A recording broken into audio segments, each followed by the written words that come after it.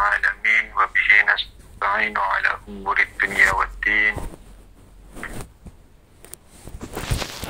والصلاة والسلام على أشرف المرسلين سيدنا ومولانا محمد وعلى آله وصحبه أجمعين أما بعد فقال الله تعالى في كتابه الكريم أعوذ بالله من الشيطان الرجيم ويومئذ يفرح المؤمنون بنصر الله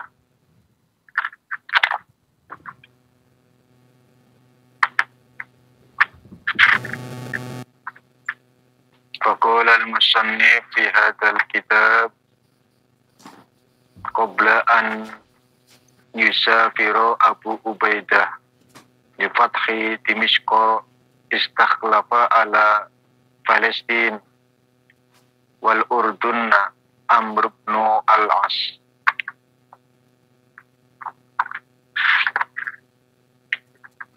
Kita lanjut pelajaran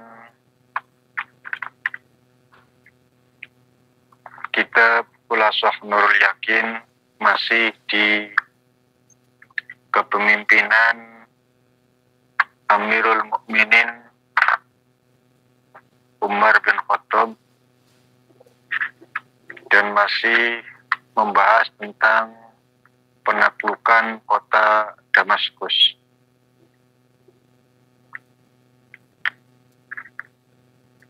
Tentu kita tahu sejarah juga mencatat bahwa di masa pemerintahan Khalifah Umar bin Khattab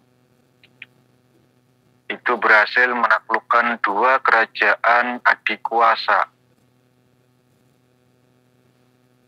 Kalau sekarang itu Amerika dan sekutunya, kalau dulu Persia dan Romawi. Persia itu ateis, Romawi itu Nasrani. Dulu, ketika Persia berantem atau perang dengan Romawi, orang-orang Islam yang di Medina itu ikut merasakan. Artinya apa? Kalau Romawi yang menang, Islam ikut senang. Padahal Nasrani. Kalau Persia yang menang, Islam melu susah. Apa alasannya? Karena Persia itu orang ateis yang tidak mengenal Tuhan. Kalau Persia yang menang, maka Persia akan memperolok-olok Islam yang ada di Medina. Ya. Orang-orang Arab, kafir Quraisy yang di Arab itu pun akan membuli habis-habisan orang-orang Islam. Lihat tuh. Karena apa? Karena Romawi itu punya kitab Samawi, yaitu Injil. Artinya apa? Mereka percaya adanya Tuhan. Kalau Persia memenangkan peperangan antara Romawi dan Persia, maka orang-orang kafir Quraisy, musyrik Mekah, itu akan membuli orang Islam. Lihat, temanmu itu pun kalah. Di mana Tuhanmu? Ternyata memang Tuhan itu tidak berpihak dengan kalian. Atau memang Tuhan itu tidak ada. Dan itu sedih orang-orang Islam itu. Sebaliknya, kalau Romawi yang menang, maka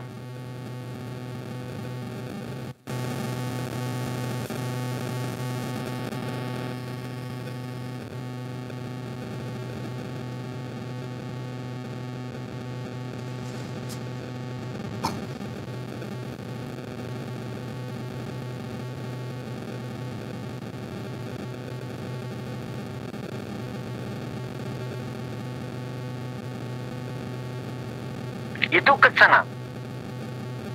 Dan itulah yang terjadi. Sehingga apa? Sehingga dulu semasa Nabi masih hidup, ya, dulu semasa Nabi masih hidup, maka Nabi itu pernah menyampaikan bahwa nanti itu Indonesia, Islam itu akan menaklukkan dua kota terbesar, dua negara besar, Persia dengan Romawi. Sampai-sampai Abu Bakar itu apa? Bukan judi ya, apa? Totoan ya apa ya? Taruhan. Apa Bu? Taruhan. Ya, taruhan. Abu Bakar itu taruhan karena apa yang disabdakan Nabi pasti benar. Dan Nabi pada saat itu mengatakan cuma tiga. Nabi nggak mengatakan 3 tahun, Nabi nggak mengatakan 3 bulan, Nabi nggak mengatakan, pokoknya 3. 3 lagi nanti Islam akan menaklukkan. Ditafsirkan oleh Abu Bakar 3 tahun lagi mereka pasti ditaklukkan. Taruhan. Terus kata Nabi, aku ya orang ngomong 3 tahun Abu Bakar, piye to awak? Ya sudah, kalau begitu dikali 2, 6 berarti. Taruhannya nambah. Dan seterusnya.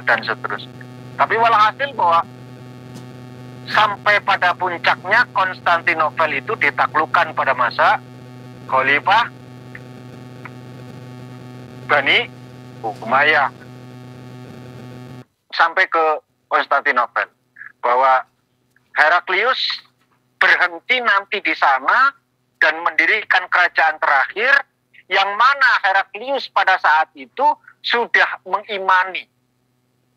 Heraklius, sejarah mencatat ada yang tetap pada agamanya tapi hatinya iman, karena mungkin gengsi segala macam, wallahu alam.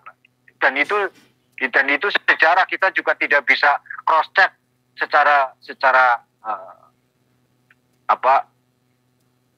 mendalam gitu, karena Heraklius sudah tidak ada. Tapi sejarah mencatat seperti itu. Sampai-sampai ketika ada orang yang mau berhaji berpapasan dengan Heraklius, yang mana Heraklius pada saat itu melewati satu kota itu sudah pernah ditaklukkan sama Islam, lalu ditanya penduduk setempat, bagaimana keberadaanmu di sini? Lalu mereka mengatakan bahwa tidaklah kau akan temukan satu kenyamanan. Mereka orang-orang Islam tidak akan pernah memakan, tidak akan pernah memakan sesuatu kalau itu adalah milik kami, kecuali dibayar terlebih dahulu.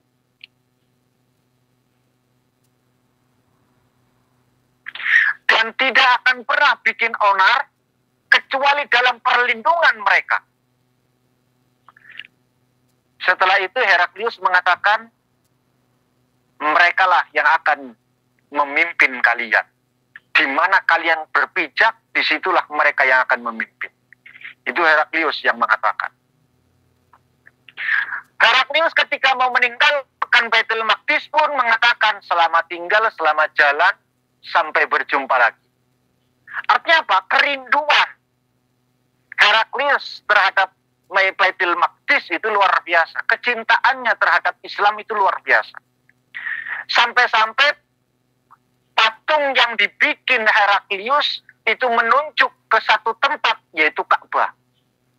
Menghadap kemana? Patung Heraklius kalau ditarik lurus ternyata menghadap ke Ka'bah. Saking cintanya. Tapi wallahu a'lam. Itu yang disebutkan oleh Allah Subhanahu wa taala di dalam Al-Qur'an, wa yauma idzi yafrahul mu'minun binasrillah. Bahwa Allah Subhanahu wa taala itu membuat satu kebungahan, satu kebahagiaan kepada orang-orang mukmin dengan pertolongan Allah. Lewat apa? Lewat kemenangan Romawi terhadap pasukan Persia. Romawi menang, Bu, melawan Persia. Orang Islam yang di Madinah bertakbir, bersorak, bersenang-senang, bergembira. Apa korelasinya dengan Indonesia? Inilah para ulama-ulama kita dulu. Ya, para ulama-ulama kita dulu membaca ayat wa yauma idzi yafrahul mu'minun binasrillah, mereka yakin Indonesia pasti akan merdeka walaupun tanpa senjata. Dengan ayat ini, Bu, mereka para ulama ahli tafsir luar biasa mengimani, meyakini ketika membaca wa yauma idzi yafrahul mu'minun binasrillah, Indonesia pasti akan merdeka tanpa mengangkat senjata. Nyatanya Jepang itu mereka pergi meninggalkan tanah Indonesia bukan karena serangan. Kenapa? Karena sekutu pada saat itu menghancurkan Hiroshima dan Nagasaki. Masih ingat? Sejarah mencatat Hiroshima, Nagasaki dihancurkan oleh sekutu. Semua orang Jepang yang berada di negara-negara lain ditarik mundur, ditarik untuk pulang. Yang di Indonesia pun, yang di Nusantara pun tarik mundur. Ya, ditarik mundur. Bukankah Bung Karno melantunkan proklamasinya kemerdekaan Indonesia tanpa mengangkat senjata? Enggak, Bu, enggak mengangkat senjata. Mereka mengundurkan diri masing-masing, ditarik.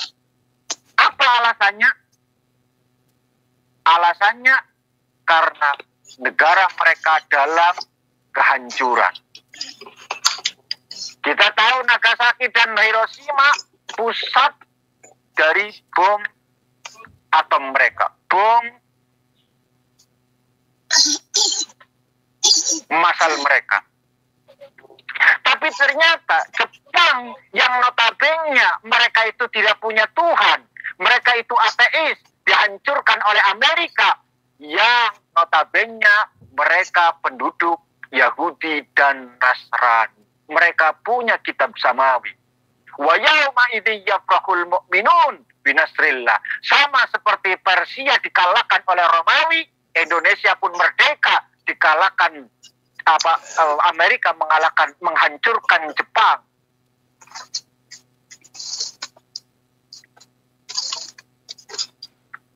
Itu yang harus kalian paham. Selanjutnya, ketika pemerintahan Umar bin Khattab berhasil menguasai dua negara, dua kota, yaitu Persia dan Romawi. Sutri A Timur, Mbak Sutri A.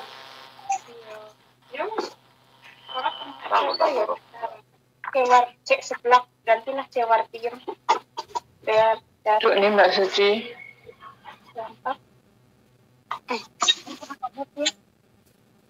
Kita lanjut. Bahwa ketika orang-orang Islam sudah menguasai Damaskus, di sini terjadi perselisihan. Kita masih ingat pelajaran kemarin bahwa Umar bin Khattab mencopot kepemimpinan Khalid bin Walid, diganti dengan Abu Ubaidah. Nah, pertanyaannya, siapakah yang menaklukkan Damaskus?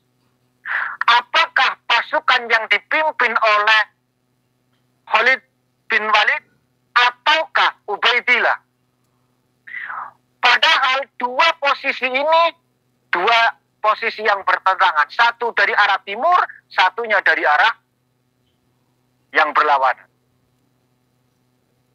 Satu pintu Damaskus dimasuki oleh oleh Khalid bin Walid dengan paksa. Sedangkan Abu Ubaidillah dengan perdamaian. Ini sejarah, Bu. Tidak ada yang mau memastikan bahwa penaklukan Damaskus pada saat itu apakah dengan perdamaian ataukah dengan paksaan hunusan pedang oleh Khalid bin Walid. Akhirnya ambil jalan tengah. Separuh dengan perdamaian, separuh dengan paksaan. Memang didobrak. Pintu gerbang sebelah timur didobrak sama Khalid bin Walid, sedangkan Abu Ubaidah itu sudah tinggal masuk saja.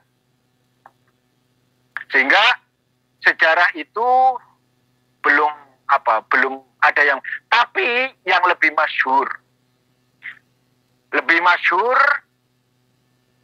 mereka mengambil satu jalan tengah dan satu jalan supaya tidak kontroversi.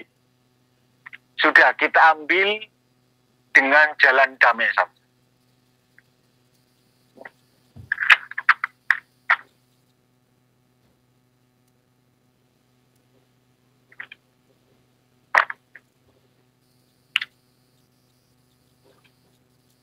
Inilah riwayat yang paling masyhur. Sebagai catatan, bahwa Khalidlah yang membuka pintu dengan paksa, namun sebagian di antara sejarah berpendapat bahwa Abu Ubaidah yang telah membuka benteng. Dan ada juga yang berpendapat para Yazid bin Abi Sufyan yang membuka pintu. Khalid yang berdamai dengan penaklukan negeri itu. Mereka telah membalikan jalan cerita yang masyhur dan diketahui banyak. Ya wallahu alam, kita tidak pernah tahu gitu loh.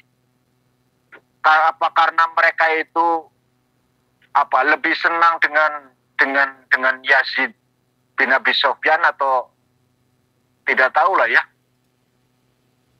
Itu kan cuma tinggal karangan gitu. Tapi yang masyhur itu dua kelompok ini, yaitu Khalid bin Walid dan Abu Ubaidah. Pertanyaannya adalah, siapa yang bikin perjanjian ketika itu dihasilkan lewat perdamaian? Ya. Apakah penaklukan ini terjadi secara damai atau secara lewat perang? Para ulama berselisih mengenai penaklukan kota Damaskus. Apakah negeri ini ditaklukkan secara damai ataukah melalui peperangan? Sebagian ulama besar menyebutkan bahwa penaklukan ini terjadi dengan damai. Satu, sebab mereka ragu mana yang lebih dulu terjadi. Apakah sebelumnya ditaklukkan dengan perang, setelah itu pihak Romawi baru memohon perdamaian? Ataukah ditaklukkan dengan perdamaian? Atau sebagainya ditaklukkan dengan peperangan? Nah, tatkala mereka ragu-ragu menyikapi masalah ini, mereka mengambil pendapat yang lebih hati-hati bahwa negeri ini ditaklukkan dengan damai. Ada juga yang berpendapat bahwa setengahnya itu ditaklukkan dengan damai dan setengahnya dengan peperangan. Pendapat ini nampaknya kebenarannya rodok-rodok benar.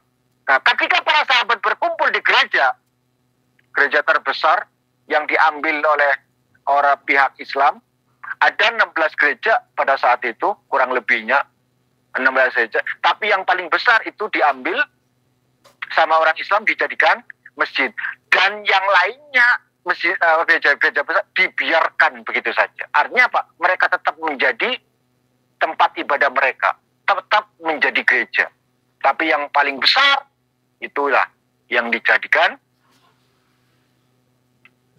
masjid.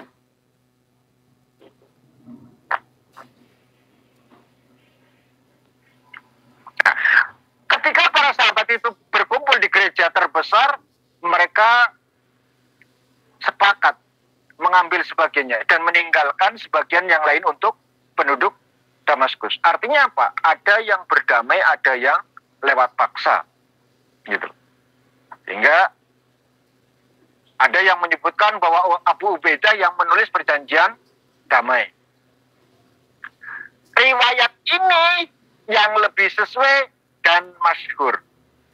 Sebab Khalid, kita ingat, Khalid itu sudah diberhentikan dari jabatannya sebelum penaklukan Damaskus.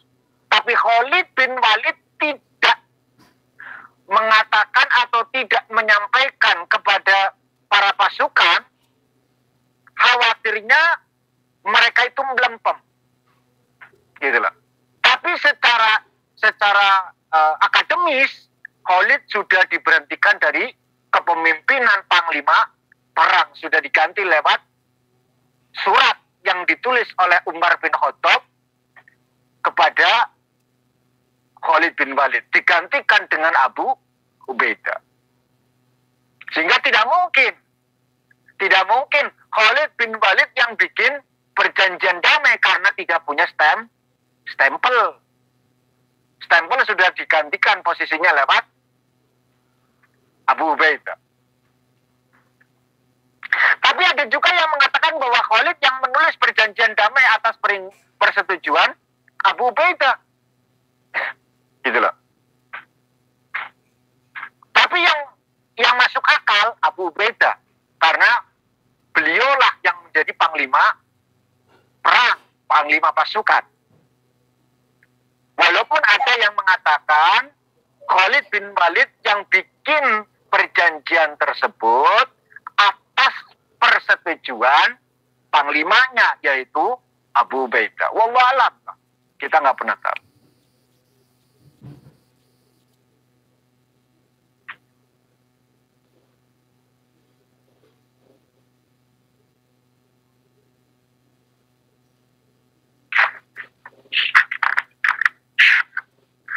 Kini jelas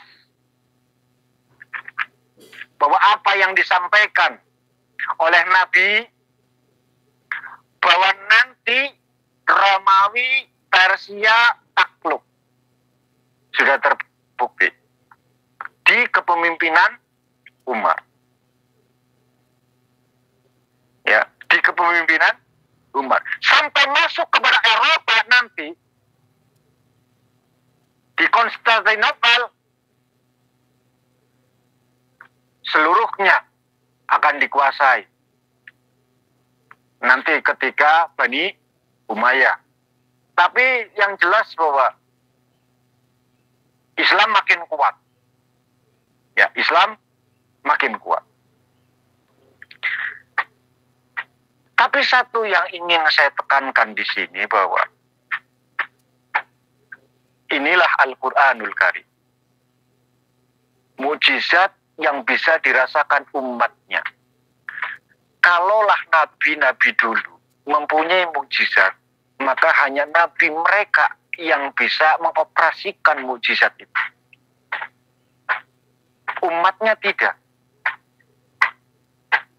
Sulaiman punya kekuatan angin, bisa terbang kemana-mana, memerintahkan seluruh makhluk.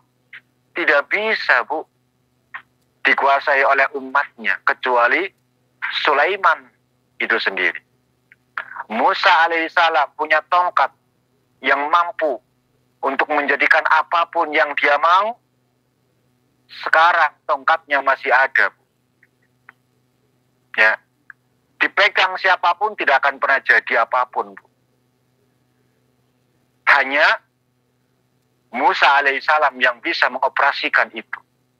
Isa alaihissalam menyentuh dengan masihnya, dengan kasih sayangnya yang mati hidup lagi. Tanganmu walaupun mengelus dengan sepenuh hati, orang bakalan urip, Bu, sing wis mati. Artinya apa? Tidak bisa.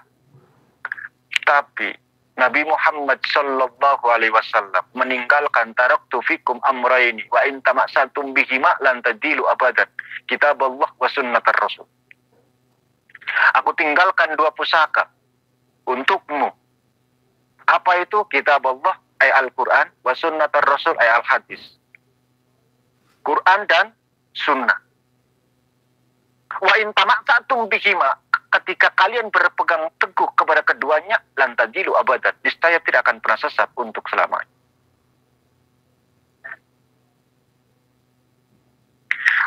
Wa yawma idzi yafrahul mu'minun binasrillah. Ini orang-orang tua kita dulu, para ulama-ulama kita dulu punya satu kekuatan spiritual yang luar biasa. Walaupun memang kita itu jauh dari kalimat kemenangan, karena melawan tank, melawan meriam, melawan senjata api, kita nggak memiliki itu semua. Yang kita miliki cuma bambu runcing. Nggak mungkin. Secara logika, secara akal, nggak mungkin Indonesia bisa merdeka. Tapi Allah lah yang menginginkan Indonesia itu berdiri. Lihat bagaimana Al-Qur'annya. Ya ayuhan nas, inna khalaqnakum min dzakarin wa unsa wa ja'alnakum syu'ub wa qabail. Ya. Wa ja'alnakum syu'ub wa qabail. Ketika Allah membicarakan tentang laki-laki perempuan menggunakan kalimat khalaqa. Tapi ketika Allah menyebutkan bersuku, berbangsa, bernegara, kalimatnya dari khalaqa berubah menjadi ja'ala. Artinya apa? Allah dalam penciptaannya ada alamil amri, ada alamil khalqi. Alamil amri itu dengan sifat kun fayakunnya, lewat perintahnya, maka itu jadi tanpa intervensi lain. Tapi ketika ja'ala, yaitu alamil khalqi, menciptakan makhluk melalui makhluk lain, para ulama mengimani, meyakini, dan sangat optimis Indonesia pasti merdeka. Siapa yang membantu Indonesia merdeka? Sekutu, Bu. Tanpa disadari. Amerika nggak ada kaitannya dengan Indonesia. Sekutu tidak ada niatan membantu Indonesia. Tidak sama sekali. Bahkan mereka menginginkan Jepang hancur sehancur-hancurnya tanpa membuat kesenangan ataupun kesengsaraan negara lain. Tidak ada kaitannya. Yang sekutu inginkan, mereka itu takluk di hadapan sekutu. Tapi begitulah cara Allah Subhanahu wa Ta'ala menginginkan Indonesia itu berdiri. Hiroshima dihancurkan, Nagasaki dihancurkan. Padahal itu pusat bom mereka. Bom atom dihancurkan.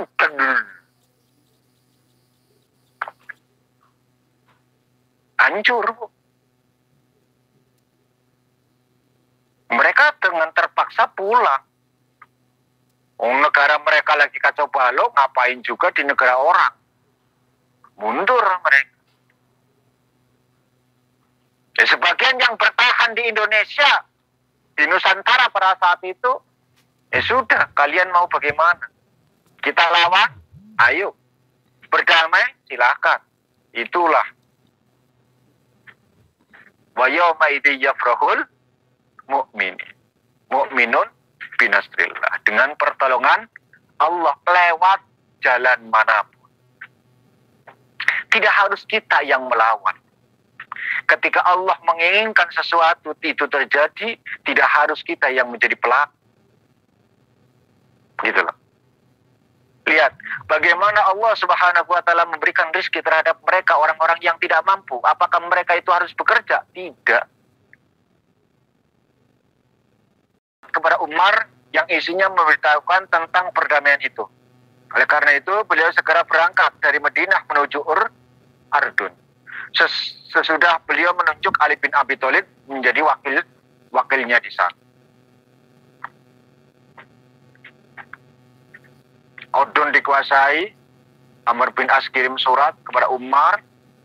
Dan akhirnya beliau berangkat dari Madinah menuju ke Ardun.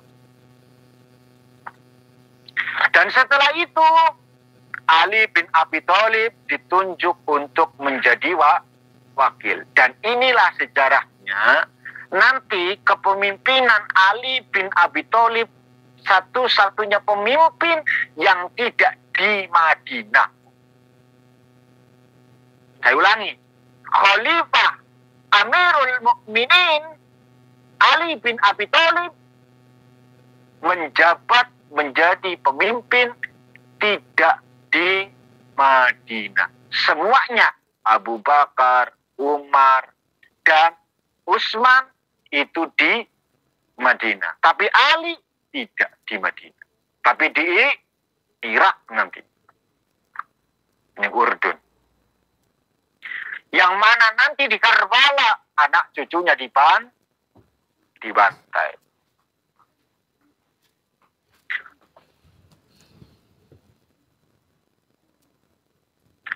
Falamma fasala Umar ila Baitul Maqdis salaha ahlul wa kataba lahum ahdan bil jizyati lil muslimina wa ibqaihim ala ma kanu alaihi wa ta'mini kata isihim wa kusihim wa dzalika sanatan minal hijrah. Setelah Umar sampai ke Baitul Maqdis, maka rakyatnya mengajak berdamai. Oleh beliau ditulis satu perjanjian di mana mereka harus membayar pajak. Selesai Darsul Khamis Asyara Fathu Baitul Maqdis. Pelajaran yang ke-15 yaitu penaklukan Baitul Maqdis. Tadi sudah kita baca.